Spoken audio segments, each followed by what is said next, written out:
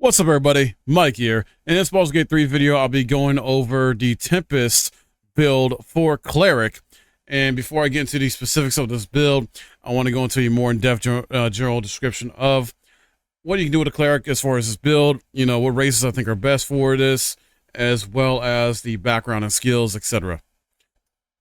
So let's begin with races and what I think is, you know, some of the best races for Cleric. First with Elf here, I want to talk about. Because you get dark vision, help you see up to 12 meters in the dark. You get Fey Ancestry as well too, help you against saving throws, you know, against being charmed, things like that. And then Elven Weapon Training, you proficiencies with longsword, short sword, short bow, and longbow, to help you be better in combat situations, especially if you get, you know, someone coming up close to you. Even though clerics typically are spellcaster types, they're not necessarily melee focused primarily, but you can have them be a little bit of a hybrid of both, you know, ranged and melee close up.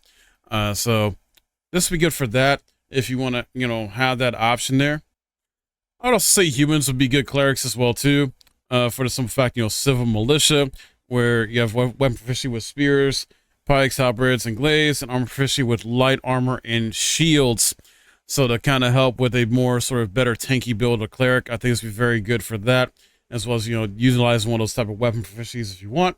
You also have human versatility. It's a conditional skill to be proficient in, and your carrying capacity is increased by a quarter as well too. Help you carry more stuff, but more so the, you know, additional skill to be proficient is really good for cleric. If you want to be more like of a melee kind of close quarters cleric, I would suggest Halfwork. They also get dark vision, and also have the relentless endurance, which I talked about in other videos. If you know reach 0 hit points, you regain 1 hit point instead of becoming down. So it adds a bit of more survivability to your cleric. And then you got savage attacks. When you land a critical hit with a melee weapon attack, your damage dice are tripled instead of doubled. Once again, if you want to go a bit more melee focused as a cleric, go this route as well. And with a Halfwork, they're going to be very good with that. And then I make an argument for Gnome. And you might not think Gnome off the bat right away, like, wait, what? Gnome is a cleric? But no, here's why. Gnome Cunning. You have advantage on intelligence, wisdom, and charisma saving throws. Now, here's the thing with cleric that I mentioned in my class overview video, in case you missed it, is with the cleric, they have saving throws advantage when it comes to wisdom and charisma. Not with intelligence, but wisdom and charisma. And that's something to keep in mind. Wisdom is their main ability that they use their damage output for. But if you want extra, you know, advantage on your saving throws when it comes to wisdom and charisma, pick up Gnome as a cleric and try it out. And then you can also make an argument for Drow being a good option for cleric as well. You know, they get the Drow weapon training, have proficiency with rapier, short sword, and hand crossbow, which can be very good, you know, when it comes to combat. You can kind of mitigate some of the enemies that are trying to get on you and attack you like that to help deal damage to them. And they also have superior dark vision, which is better than dark vision. So it doubles the amount they can see in the dark if you want to go that route, which is the main reason why I suggest a Drow being great for cleric if you want to go that route to be able to see in dark like that. And they also get Fey Ancestry as well. You know, get advantage of saving throws against being charmed. Magic can't put you to sleep. So very good stuff there. Moving on to Deity. Now, just to clarify with you real quick, my build is mainly focused and based on Shadowheart. I've been playing as Shadowheart in my solo. So as far as when it comes to Deity, you know, I haven't really noticed much of any like big gameplay impacts aside from just dialogue and how much you know about your Deity based on what Shadowheart knows.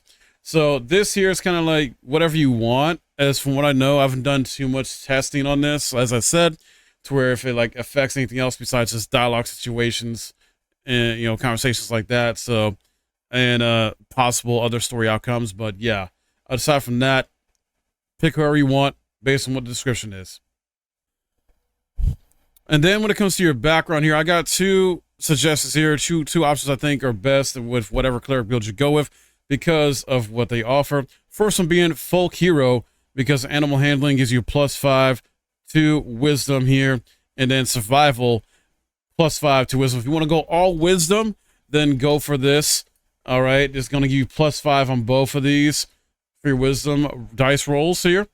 And if you want to go with a mixture of charisma and wisdom, then go with guild artisan, get insight, which gives you a +5 to your wisdom there, and then charisma +2 for your dice rolls there. So up to you on that. But yeah, I feel dealers, player's choice on that. Whatever we want to do. Religion is going to be very important with the cleric as far as to keep that skill on there, and medicine as well too. Since your cleric is going to be get healing spells, typically going to be your healer type, so these two are very important, and so that's going to be helpful to survival. Not to say persuasion, you can take that off if you want, because you're not going to be the main one doing dialogues. That's going to be like your warlock or a different character. And then when it comes to your ability points here, I've reallocated these. I didn't use the recommended here. I just went with what I feel is the best start for your cleric build. And let's go through it. As you can see here, strength I got at 8. Dexterity I got 14, because that's going to help your initiative, to go first times in combat, more so than your enemies. Constitution at 16, because you want to have that high constitution to make, have a higher health pool, be more tanky. Intelligence left that at 10, and wisdom 16 instead of leaving it at 17, because that's where your main damage is coming from, is your wisdom. So, and you can always improve this later on. You're getting ability improvement, feat, or other feats that can help us out, or equipment, etc. Charisma at 10, left it there. I know charisma is sort of the second ability to focus on when it comes to saving throws, so that's why I suggested earlier, if you want to go with like the gnome, for example, that can help out with, saving throws when it comes to wisdom, charisma, and intelligence, if you want to go the route. So don't worry about this too much. You'll be fine, because wisdom is going to be the main thing, and then also your health and constitution help make you more tanky and have better survivability. As you can see here, I got Shadowheart as my Tempest Cleric for this level 3 build, and this is my solo playthrough here, and the cantrips I'm going with at level 1 is resistance. Make a target more resistant to spell effects and conditions. It receives a +1 to d4 bonus saving throws for 10 turns. I also got guidance in here. Target gains a +1 d4 bonus to ability checks. And then blade ward. Take only half the damage from bludgeoning, piercing, and slashing attacks for 2 turns. And then spells you get here is Thunder Wave. Release a wave of thunderous force that pushes away all creatures and objects on save targets. Still take half damage release. So saving throw, they still take half damage. Then Fall Cloud. Cloud blinds and heavily obscures creatures within it for 10 turns. And the subclass feature you get is Wrath of the Storm. Strike back at the attacking creature, potentially dealing 2 to 16 lightning damage. On a failed saving throw, you deal half of a 2 to 16 thunder damage roll. And here we are at level 2 with this build. You get the level 1 spell slot unlocked at level 2 for Tempest Cleric. And then Channel Divinity charges 1.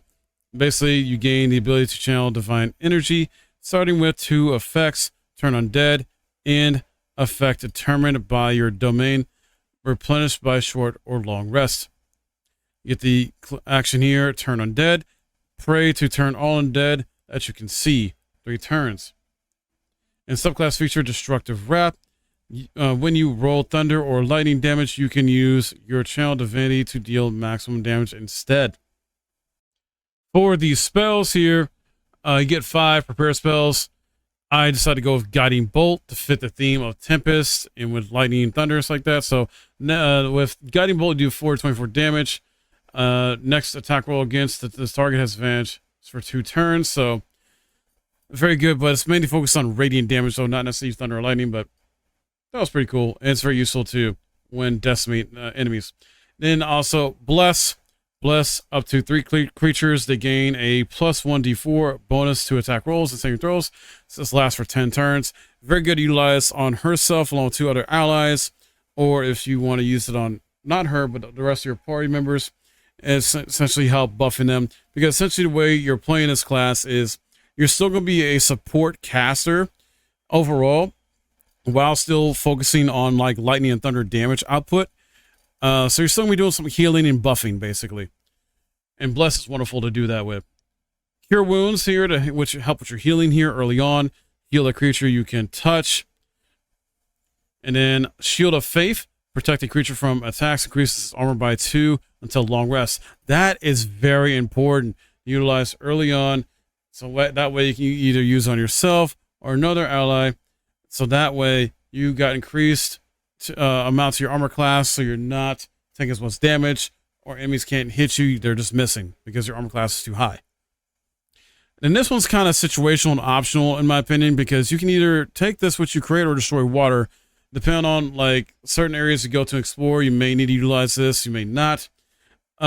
If you don't want that, I would suggest swap it out for healing word. So that way you got extra healing. Heal a creature you can see. And that's gonna be good because you don't necessarily have to go up to him. You can heal him from a distance. So more so, I would take this over to create or destroy water, in my opinion. But at the same time, this can be very useful depending on where you're at. I believe you can swap these out anytime you need to, though, if you need to do that for certain situations where you can destroy water trying to look for stuff underwater.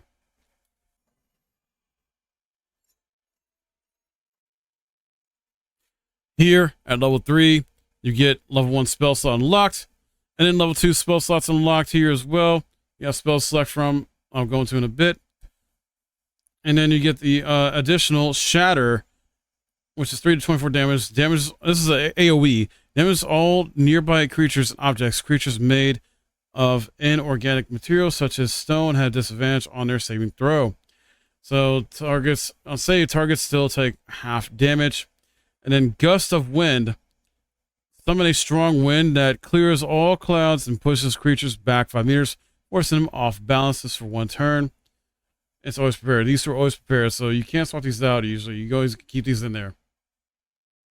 Now, you got a decision to make here with this. So, as you can see, you guys level 2 spell list now to choose from, right? Of what to go through. So, I would not take silence. I would honestly take that out, personally.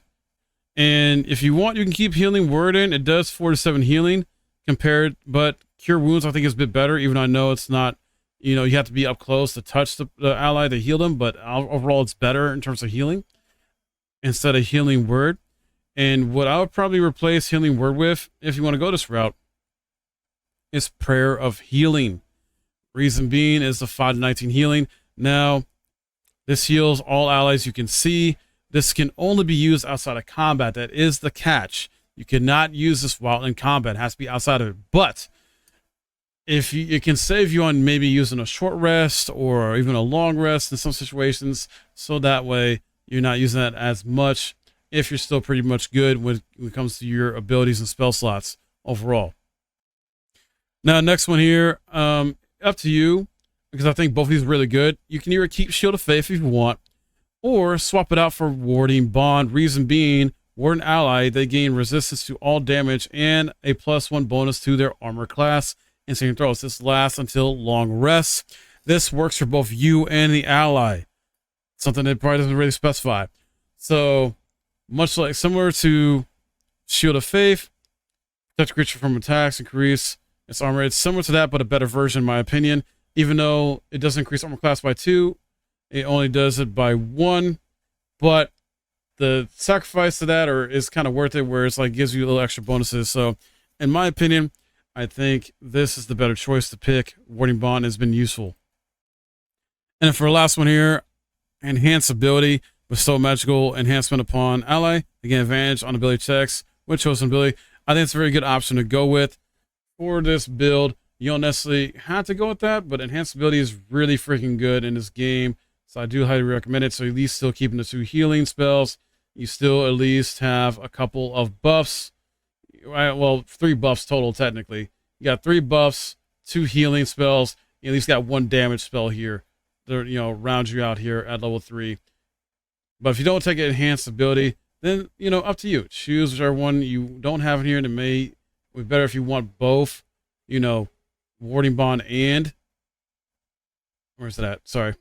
Shield of Faith, then go that route. You want more healing, then you got aid. You also got a lesser restoration if you want to help with cure creature from disease, poison, paralysis, blindness.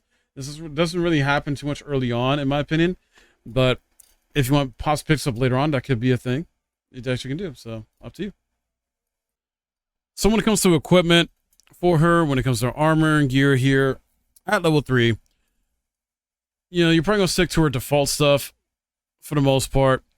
You can eventually get these by exploring throughout the game. When you find these, put them on her, because boots of aid and comfort have the comeback ability here on here. When the wearer heals a target, it gains additional 3 temporary hit points. It's going to be very useful to keep her alive, keep her in the fight longer, take more damage, all that good stuff. And then you should be able to find this fairly early on. You may not find this during level 3. You might find this at level 4, but Moon Drip Pendant. Add this on her Writhing Dance. When the wearer has 50% hit points or less, they don't provoke opportunity attacks. Very good for situations where if you are hurt really bad, like I said, you're half health or less, basically, and you got an enemy or two surrounding you that could do opportunity attacks. You try to dash away. Well, not even dash away, but get away from them. You could dash out of, but yeah. Just to help out in those situations where you can get away real quick, try to heal, or do whatever you got to do to kind of like get your bearings, basically. And with the weapon here, going to stick with hand axe. I found this being, what she's pretty decent at, proficient with in her proficiencies out of all the weapons I tried. Obviously, if you got another suggestion in the comments, please let me know. Not a problem. And then I want to keep her with, a one-handed weapon and shield. So safeguard, shield, pick this up as soon as possible. So that way you utilize this in saving throw +1. I believe you can buy this from one of the vendors in the Grove. But until then, you can get a regular shield, keep it, use +2. So utilize hand axe or something similar that's really good for melee damage early on, even though you're not going to primarily focus on melee damage. You're more so focused on range damage and spell casting damage when you do actually dish out the hurt to enemies. Light crossbow is a good option here to utilize with her, so you're not using all your spells all the time. If you don't need to, utilize this instead. It'll be very effective. And that wraps it up for the level 3 Tempest Cleric build.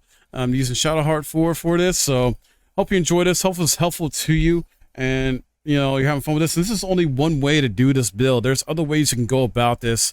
Don't think it's just one and done. There's gonna be variations of this build I'm gonna do in the future, variations of other builds too for the subclasses.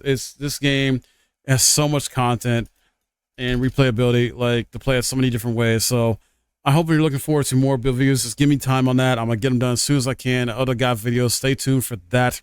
If you did enjoy this, please drop a like, subscribe if you're new, hit the bell for notifications so you don't miss anything on my channel when it comes to BG3 and other games that I do on the channel. And yeah, as always, stay tuned for more. Thank you for watching. I'll see you next time.